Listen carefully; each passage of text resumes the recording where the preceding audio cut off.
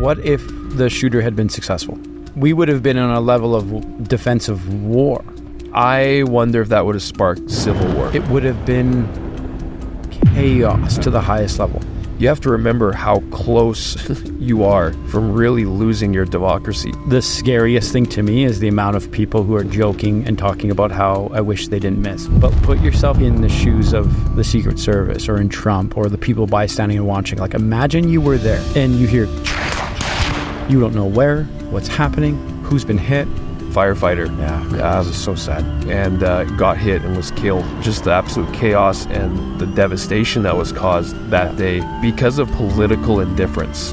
Countries have passed where they would use violence and death to take out political opponents so they could maintain power and authority and their will over people. If it was an inside job, these people are now in incredible desperation mode, and they either have to go the next step further or they gotta cover every single thing up.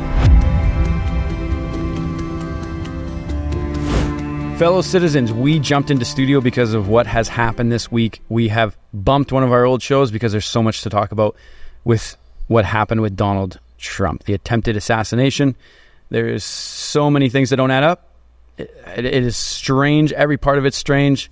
There's so many questions to ask. We're going to jump into it. We want to hear from you guys, things you noticed, stuff like that. We're going to go through it all as much as we possibly can. Might be one, maybe two episodes. But there's a lot of questions to ask here and a lot of implications to dive into as to what in the world happened, how does this happen in a first world country, and the dangers of it and how we got here. I think also the events leading up to it. I'd love to talk about the rhetoric that has become normalized in the US and also in Canada. We'll have to talk about the implications in Canada too on that. But the rhetoric that has been talked over the last number of years about the idea of taking people out, like politicians using their voice to indirectly incite violence, using cloaked terminology. Totally. That is almost like this messaging. So I want to talk about that too, because that's become normalized. I think that actually empowers people who might be in the country slightly unhinged and almost like a call to action in a sense. Yeah. Let's take a look at the clip. I want to see it right now. We see something that said, take a look at what happened.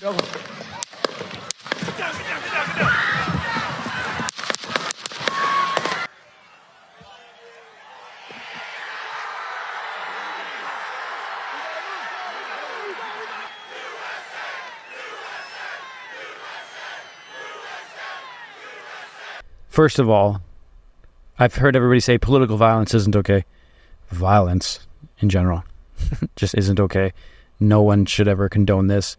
What's the scariest thing to me is the amount of people who are joking and talking about how I wish they didn't miss. I don't care what candidate's up there.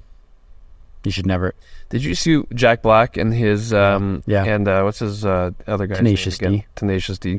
No, but his I don't know his name. other guy. But the guy asked him what his birthday wish. Yeah, on stage, and he says, "Oh, I wish they didn't miss." Make a wish, Canada.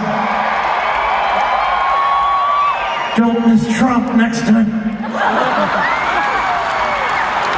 Yeah, like that kind of crap is insane. There's politicians in Australia. He was in Australia at the time, asking for them to be deported. Yeah. He's now since canceled his entire tour. Because of that kind of comment, which is good. I don't care who it is up there. Like I don't care who it is. You should never want any human to just die and be shot and assassinated. That's just evil gone to see, and that's why we got to talk about these things. That's why we have to have shows where we debate ideas and understand of opposing ideas and things like that. But there's so many people that I saw that are wishing he actually did die.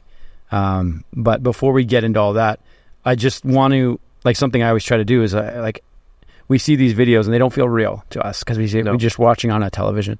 But put yourself in the shoes of the Secret Service or in Trump or the people bystanding and watching. Like, imagine you were there and you hear, you don't know where, what's happening, who's been hit, if it's still safe. Even like, gosh, man. Well, even I can't even imagine. You heard some on the video, some of the screams in the background too, which you realize after is the people that are screaming that were past Trump that got hit, right? Yeah. Gore Competor, the firefighter. Yeah, this is so sad. And got hit and was killed. And just the absolute chaos and the devastation that was caused that day because of political indifference, right?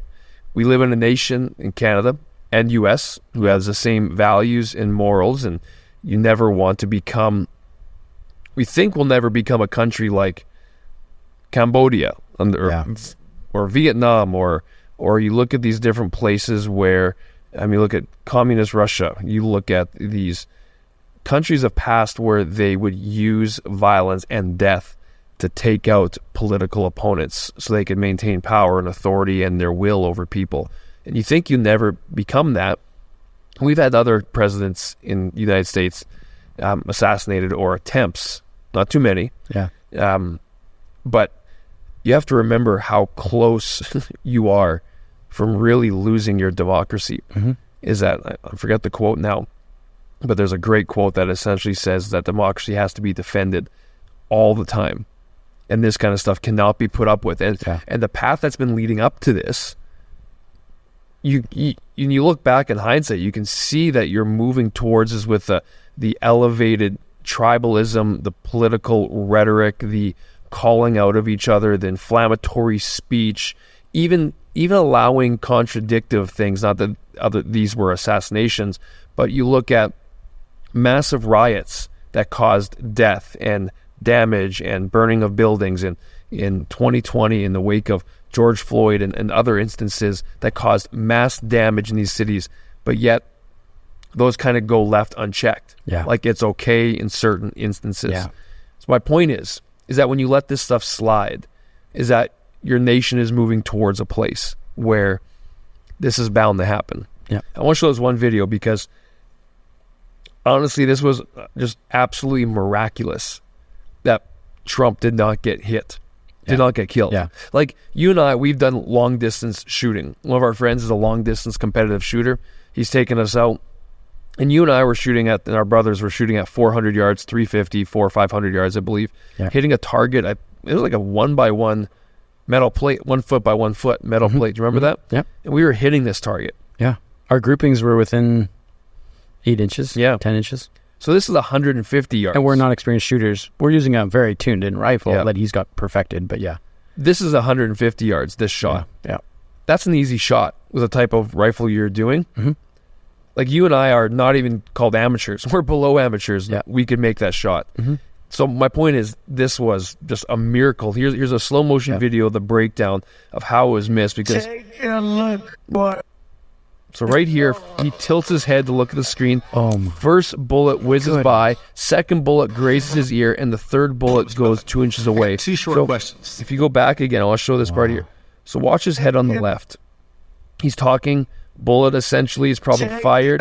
Tilts his head now to look at the screen. That's the difference between taking out the back of his head and the side of his ear. You guys also have to excuse my voice. It is on the fritz. So apparently this is... If you look at, this is what the shot was, lined up on his head, and that's where he turned. You see, Jer? Look on the screen.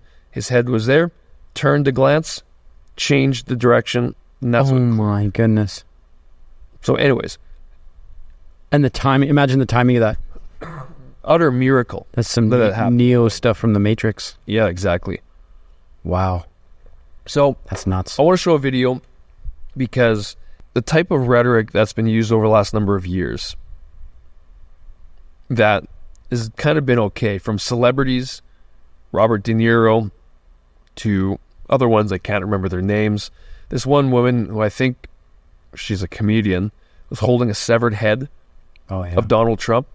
So this kind of stuff has been normalized and accepted in the media. Joe Biden said last week we need to put a bullseye on Trump. And he's now saying that was a clear wrong choice of words that he used. He meant we need to focus. That's what he's clarified to say. We need to focus, but still, the rhetoric and these things that are being used, they are inciting a certain level of passion. And they're inciting not just a certain level of passion, but this extreme idea that playing around and making jokes, which jokes always have truth involved with it, that it's okay to kill someone that you disagree with. And here, I want to just watch this video here. I'd like to punch him in the face. I said if we were in high school, I'd take him behind the gym and beat the hell out of him. Punch some people in the face! When was the last time an actor assassinated a president? They're still going to have to go out and put a bullet in Donald Trump, and that's a fact. Look, as his character is to death. Where is John Wilkes Booth when you need him? That's it right there. Pull it up. I have thought an awful lot about blowing up the White House. The reason I want to show that, and that's just some of the clips, there's a lot more that goes with that, is you can see, obviously there's the dramatic music behind it, but there has been this escalation and this stepping up of conversation, of rhetoric, of not just pointing the finger, but actually talking about killing, assassinating, blowing up, playing out the scene of Donald Trump in this instance being stabbed to death. You know what that's from? That's from the Roman Empire of Julius Caesar being turned on and being killed, right? Being stabbed to death by the other senators. Political indifference. Yeah. And this is the place that our country has gotten to. When I watched it, I was watching it live when Donald Trump was shot at. And you don't know what's going on at first. But I remember like reflecting back maybe an hour or two later, I'm texting my wife and you're chatting with some other people. I just remember being so chilled to the bone witnessing an attempt like that. I think best case scenario of the attempt, that it's a lone wolf attack. Yeah. Of a guy who is unhinged, a guy that obviously lost the plot and felt like he needed to take matters into his own hands. I believe that's the best case scenario. And just to clarify what you're saying, best case scenario as to not the shooting or anything that happened is, how did this happen? How did it happen? How? Just as a lone wolf guy, best case scenario, I hope it's that. Yeah. Worst case scenario, is this some sort of political action, inside job? Like, we don't know these things. I wrote on my notes here because I want to get there. I feel like there's 1,000 directions we could go in because in my head, there's so many weird things. I'll list off a few right now so that we can get them and that we don't miss them. The Secret Service's reaction. There was some people that maybe shouldn't have been on the Secret Service there in that moment. Well, it came out yesterday or today that not all of them were actually Secret Service. Oh, really? That some of them were brought over from the Homeland Security. Oh. And that don't have much field experience. That's what showed today or yesterday. And to speak to that point too, it's not just men and women.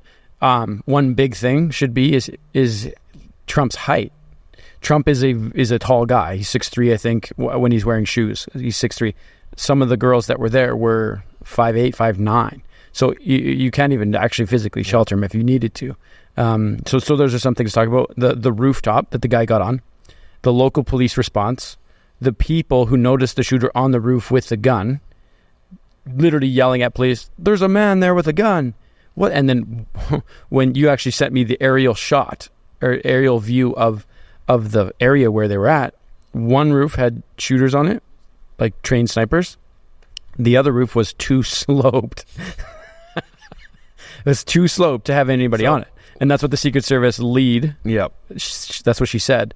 But the reason why they did not put someone on those, and again, I think there's still a lot of conflicting information coming out, and there will be continuously. Yeah, it's even when by the time this episode comes out, it's after we recorded it. But the slope of the roof was a reason for safety to not put a man on the roof. I want to show you this clip. I used to be in roofing. Like I know roofing. I've been on a lot of roofs. At best, that roof was a 312, maybe a 412 slope. Yeah. What's that mean? It means that when roofers would shingle, they would dream of being on those roofs because they could blow through that job so fast. Look at this. Okay. There's so many videos I want to show it, but this one was just going around. Secret Service director, the roof slope was unsafe. An actual cow on the roof, on a roof just like it. Oh, my gosh, that's hilarious. Like that. There's a breeze. You're just chilling, having a good time. And that's a very similar slope too. That's what was so funny. I saw this video too. This was sent to me. It says the FBI Secret Service watching some kid with a rifle trying to access a rooftop next to Donald Trump rally. And this is the end of the Titanic movie.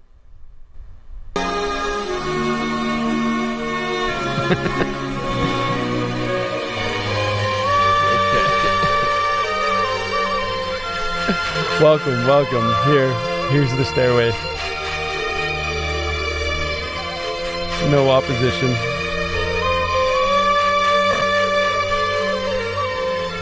Like, I know it's obviously a joke, but that's what it feels like. It feels like, how did in the world does this 20-year-old kid get in that position? People screaming, look. Like, it doesn't add up. I sure hope that it is pure incompetence on the security state, which is also very scary too. It's very scary. Yeah. I hope it's that, because that video is funny, and although there may be some truth to it, we will yet to find out. It's far too early and so much unsubstantiated facts to go totally that far. But it's funny to watch and laugh, because you make sense of, like, let's just play this scenario. Let's say you and I were tasked with making sure that event was secure. We would not overlook the most obvious place with a direct shot at where the podium's going to be within 200 yards, 150 yards of the event. Yeah. We would not overlook that. Well, I know. It would be the first thing, and you'd put people on it. Apparently there was 3 snipers inside the building, hey? In the building that he was on. 3 snipers were stationed to be in it, which is weird. This is the actual video of people yelling, saying this is where the shooter is. Yeah, look. There he is. Because we have millions and millions of people in our country that shouldn't be here. Dangerous people. Criminals. We have criminals. We have drug dealers. We have people that should not be here. And it's much tougher than if it happened to me. We're the strongest border ever. In recorded history, we're the best. You can literally see people hollering, going, "There's a man on the roof. He's got a gun. There's a man on the roof. He's got a gun." And they're yelling at the police. And so, like, even that, we said this at the beginning, but our deepest condolences to the life of the firefighter who was lost. I actually don't know his name. Corey Competor. And I know that sounds like an amazing man. He's a staple in the community, a firefighter, church attending. There's a GoFundMe for Christian man. I think. Yeah, I know multiple kids. I saw at least one daughter. And it sounded, from what I heard, is that he was shielding his family when he got shot, is what I read originally. There's a GoFundMe for him and his family right now. I think they just broke $3 million yesterday. I can't imagine the pain and the heartache they're going through, right? Like, I know. At that point, it's great people are raising money, but you'd rather doesn't replace anything. And this is the sheer horrific aftermath that happens from walking up this political divide over and over again for years. And you've got typically one side of the spectrum that plays it up a lot more. Here's an interesting point, Jeremy. Were there any places in the United States where there was mass riots after this attempted assassination of Donald Trump? No. That's a good point. No. Was there any? Nothing. Is there a lot of pissed off people and Republicans and people who love the United States? Is there a lot of people who are so mad that this happened? Yeah. But we don't see any buildings burning. Yeah. We don't see. My point in saying that, and the video I showed earlier, is that you primarily have got this emotionalism, this irrationalism that comes out because of different opinions. Yeah. And yeah, it's funny. It comes from the side that usually plays identity politics a lot heavier, right? But it seems like they seem to get triggered when things like this happen. But I want to show this article that Brian Lilly wrote. He wrote it for the Toronto Sun on Thursday, July 18th. I want to read a little excerpt on it because I thought it was quite interesting. Why does this matter for Canada?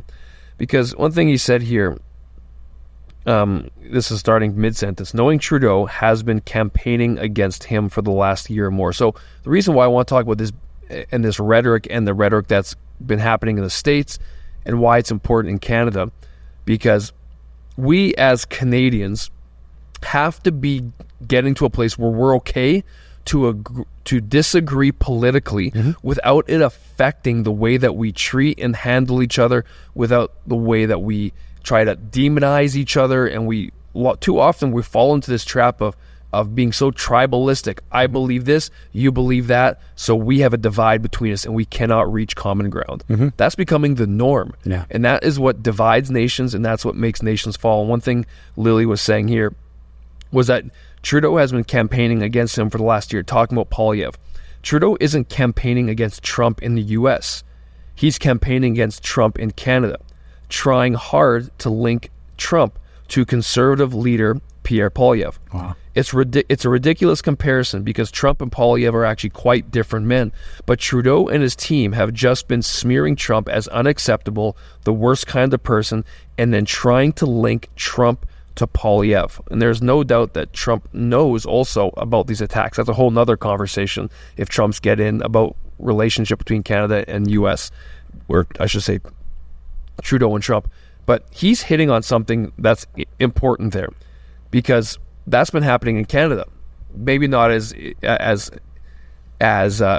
inciting violence as much as the States has been, but the sheer idea of how Trump is often painted and trying to attach that to his now political rival who's up and rising in Canada. I'm just saying, as Canadians, we have to be better in terms of how we have these political conversations. We have to be able to agree to disagree. We have to be able to leave emotion aside. Because if it just comes up down to the point of being right, is we're going to lose who we are and lose our identities and lose our country if we keep going down the way we're going. For sure. Yeah, like it's very, very, very dangerous. I think something that is there's a lot of people that deeply, deeply, deeply believe that Donald Trump is an evil, evil man. Yeah. And they've conceived it and they believe it, and you cannot convince them otherwise. Vivek Ramaswamy. Say again? Vivek Ramaswamy. That's good. Yeah, I love it. He's a brilliant, brilliant man. And I watched him talk to a reporter last night, and like he's so brilliant. I love watching him debate people. He's facts. He's all facts. He was one of the most critical guys of Donald Trump in pre-Trump's presidential in 2016, his victory. Very, very, very critical of him. After Trump's 4 years, he's now one of Trump's biggest fans because, in his words, he claims that Trump is the most successful president in the history of the United States as far as achieving his promises. Yeah. There's no other president who even touches the promises that they made and then actually executed them on. And he goes and backs them up. And in this, I don't have this video right now, but in this video, he just lists promise after promise after promise after promise after promise after promise. And he goes, what is there to argue with? Like, the track record is there. Yeah, it's absolutely there. But the people who hate Trump will not look at it. Like, even there's a video I watched, and again, I wish I could pull all these up, and maybe we'll do a few further video on this as the story develops with Trump and everything going on here. But there's a video I watched, and this is years ago when it was Hillary versus Trump, and this guy went to a gay pride parade, and he started talking about Hillary's policies to these people, and they go, "Hey, what are your thoughts on Hillary's policy on this and this and this and this and this?" And he just lists like 20 different things, and they're like, we love it, it's great, that needs to happen, those are good policies. And he keeps going down these lines, and then at the very end of it he goes, what if I told you that these are actually all Donald Trump's policies? Well, you'd be lying. He goes, no, I'm not. These are all Donald Trump's policies. Well, and then they just got angry and just F that, and they're just so mad. And he goes, well, I thought you just said these policies are good. Like, is it about who it is, or is it about the policy? And the thing that I find that people who hate Trump is they're not looking for truth. Not at all. They're not trying to be objective about it. They hate him, and that's the end of the story. They will not go any further. They've already made a decision in their mind about how they view somebody, and even when they're presented with facts that show something you agree with, they just dismiss those facts because their emotions mean more to them than actual facts and truth. Replace the word name Trump with anything else now. Drop something else in. Exactly. Different idea that they disagree with. There's no truth that can change their mind, that's a scary place to be. Yep. COVID, vaccinations, Trump, everything. You swap them out. Justin Trudeau. And that deep left ideology where they're just emotionally driven and not factually driven. And I say deep left because I do know left people who are very logical. It's not that it's just left. It's not that at all. I may even push back a little bit and say that I think it actually on all sides of the spectrum. Yes, the deep left, I guess the deep right. Because again, we're not going to dive into what that means left and right today. but just for lack of better ways to describe it, that's the general political spectrum, is that you have people on all sides, but typically on the far sides of each one that have moved into those areas. You still have moderates in the middle. I think they're becoming less and less. I think harder to find. But this idea of tribalism, they attach so much to it. Your point is spot on, is that they care more about this narrative or the decision they've already made, whether it's pride and ego and their emotions attached to them or their identities attached to it, and they are unwilling. That's the thing. They are unwilling to want to know the truth. Yeah. Even if you present them with facts, they won't care because it disagrees with what they already think. What's it called? I'm trying to think of the phrase. Intellectual honesty. No, almost like deception. It's almost like I'll think of the word. Yeah. Intellectual dissidence. That's the last time I'm going to say that word. Yeah. We ride that line where essentially your bias takes over and it begins to build a foundation, and then you build off that and you build off that. And then your confirmation bias steps in and it confirms it for you. And so you go, I knew it. And now you no longer are objectively looking for truth. That slope is very slippery for everyone. And I'm not confirmation bias is one of the worst things too. And so when you combo those two, it's you have a dangerous thing. And that's exactly, I think, actually, that's probably the better language that we could put to the idea of Trump is they're no longer to a position where you can actually bring intellectual facts to them to change their mind. And when somebody is there on anything, that's a very dangerous place to be, because truth no longer is relevant and people are not looking to be persuaded at all. We need people on all sides of the spectrum, right? Democracy needs that. That's the idea of having differing ideas, and you stack the ideas against each other, and may the best ideas win, and that's what's got us where we're at. And what I'm really afraid of is that Canada takes a lot of its lead from the United States. Yeah. Our relationship with the United States is so vital. Canadians, if you don't know that, it very much is. We depend on the United States for a lot. Not just trade, not we can protect ourselves, but more so if another big country wanted to take us over and the United States was not protecting us, we'd be screwed. We need the U.S. to be there for us. We need good relationships between our leader and the United States leader. Well, and that one of the things I've written here too is what if the shooter had been successful? My gosh. We would have been on a level of defensive war. I wonder if that would have sparked civil war. It would have been chaos to the highest level. I cannot imagine. Yeah. It's thank God it didn't happen. Is there any... Okay, because I like the conspiracies as much as the next guy. You like them? Well, I like hearing about them. Right? It's like, okay, that's interesting. That's cool. Like only if it's founded on some like, okay, plausible uncertainties. There's a lot here. Do you know what I mean by plausible uncertainties? What I mean is, like, why was there no one on that roof? Anyone could have been on that roof. My child could have been on that roof. Well, no, Ellis or Sloan could have been on that roof easily and safely. I get that it's tall, sure, but I mean more so in the sense of, like, just because it's intriguing. Like, I don't take every single one as truth. It's like, oh, okay, that's interesting, right? Like, I get is there, like, movies are based off of conspiracy, some of the best ones. Yeah, but when it comes to the amount of things that went wrong in this event, I shouldn't say wrong, that seemed too good to be true to let something happen.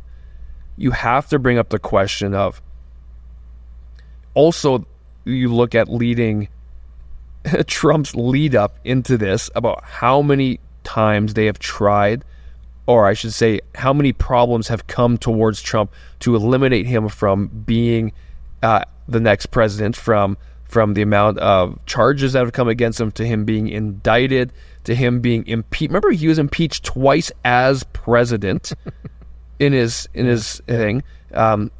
You can name thing after thing, and sure, some of them aren't all fully substantiated, but it's getting to the point where it's like, okay, the next plausible thing according to this path was to not, if there's a certain group of people that don't want him to be president, you haven't stopped him yet.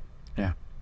And this was the next plausible step. It's just, I'm not saying I hate going there, but my brain goes there. Yeah. Saying, if they're going in to my those brain, lengths, I can rectify how this looks like that could be true. That There's could be their next. no evidence to support that yet, and they will do everything. The thing, And who's if this was an inside job, these people are now in incredible desperation mode, and they either have to go the next step further or they got to cover every single thing up.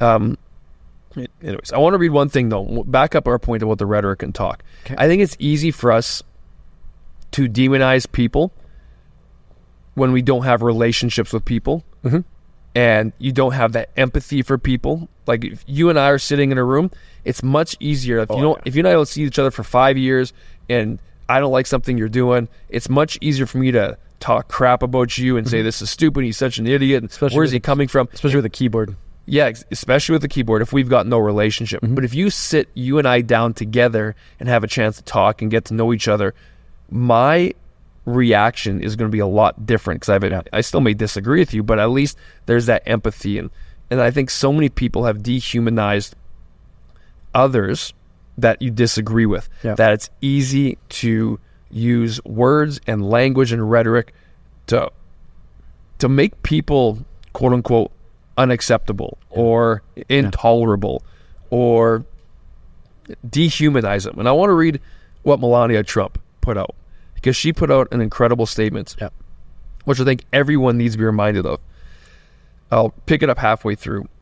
When I watched that violent bullet strike my husband, Donald, I realized that my life and Barron's life were on the brink of a devastating change. I am grateful to the brave Secret Service agents and law enforcement officials who risked their own lives to protect my husband. To the families of the innocent victims who are now suffering from this heinous act, I humbly offer my sincerest sympathy. Your need to summon your inner strength for such terrible reasons saddens me. A monster who recognized my husband as an inhumane political machine attempted to attempted to eliminate Donald's passion, his laughter, his ingenuity, his love of music, his inspiration. Wow. The core facets of my husband's life, his human side, were buried below the political machine. Donald, the generous and caring man who I have been with through the best of times and the worst of times. Let us not forget that differing opinions, policy, and political games are inferior to love. Reminds me of 1 Corinthians 13, and Paul reminds us that we can do anything, but without love, you are nothing. Our personal, structural, and life commitment until death is at serious risk. Political concepts are simple when compared to us, human beings.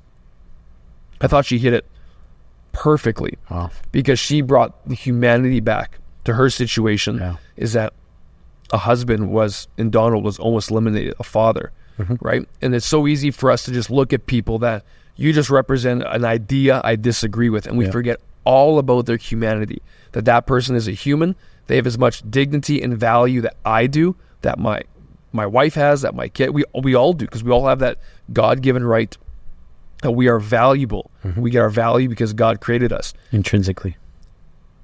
And it's become so easy, and we forget this all the time, that we don't treat people with that same value, so it makes it easy for us to just tear them down and say their ideas are stupid, you're stupid, you don't know what you're talking about, you're an idiot. And we have to stop that. Like, we have to stop that. Ideas can be separate from the person. Anyways. That was really good. I think you're so spot on. I definitely want to do a second show on this. I feel like we didn't even scratch the surface.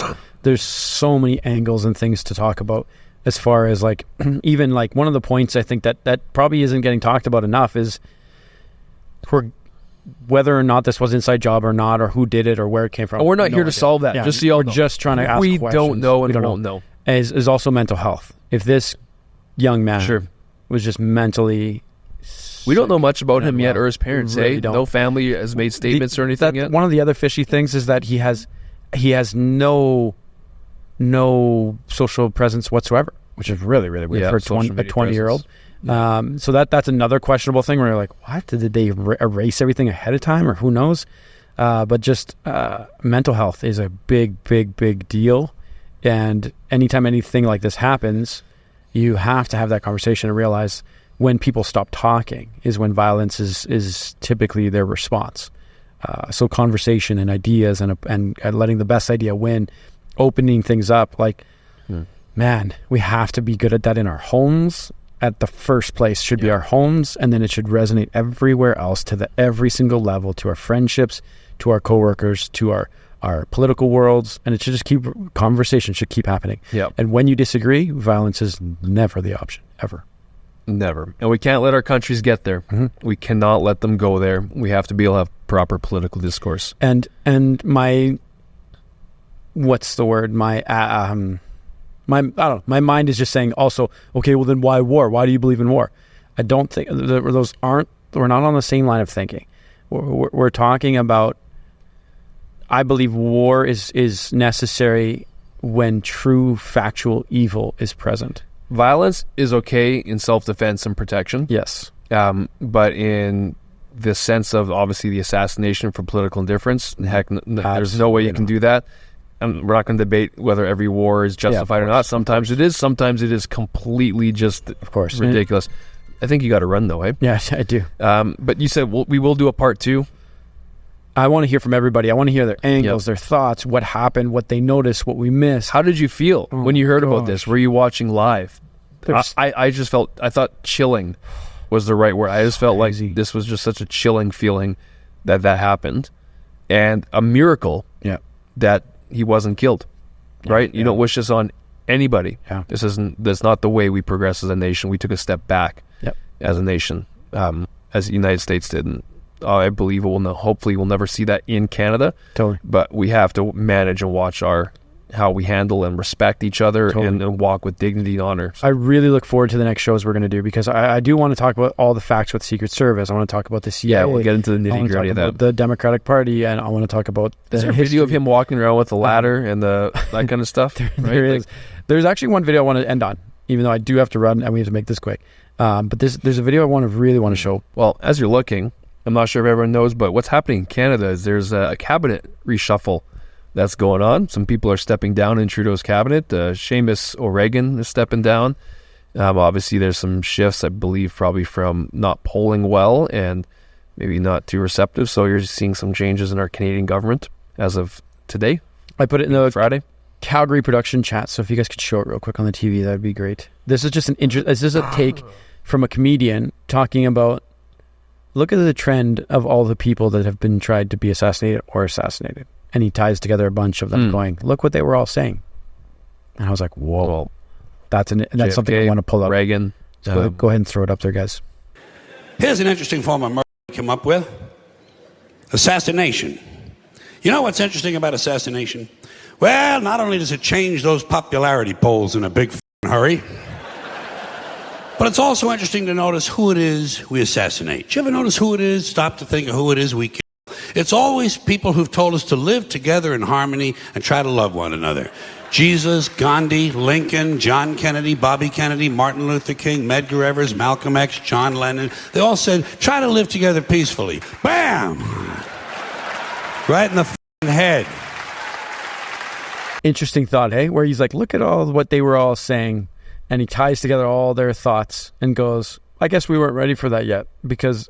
And essentially is, I believe there's an evil at work constantly, all the time. Mm-hmm. And when someone gets to the point where they just want to take a gun and shoot someone in the head, it's evil. It's completely evil. And I just thought it was very interesting when he's tying all these people who are looking for change and trying to bring people together and all these types of things, that evil decides, nope, we're going to kill him. And it was just a crazy thought to tie it all together. Anyway, all that to say is lots more to unpack. I'm actually really, really excited to dive into it all, because there's so many more to do, and I want to hear from everybody on their angles, what we missed, and maybe what we're wrong about. Tell us. Thanks for watching, guys. We'll connect with you next time. Looking forward to the second part of this episode. Talk to you soon.